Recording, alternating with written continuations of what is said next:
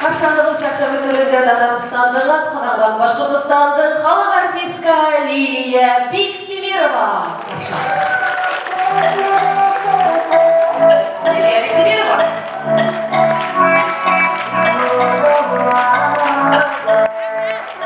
Birgelip yırmayma, yarayma. Geliştik mi?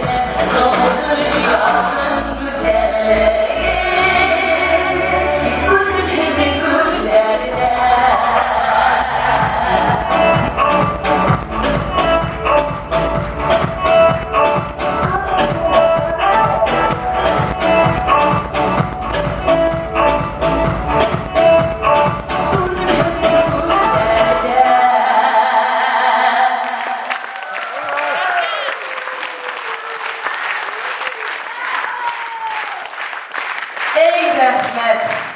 Şul tiklim rahat, şul tiklim yaradan perden şakara gitti. Şul tiklim zarlıqıp, havalıp, ısıp girip yetmek rahmet. Şulayda zal doldırıp, giydirip, uldırğanı kıvılsın. Vur rahmet erge.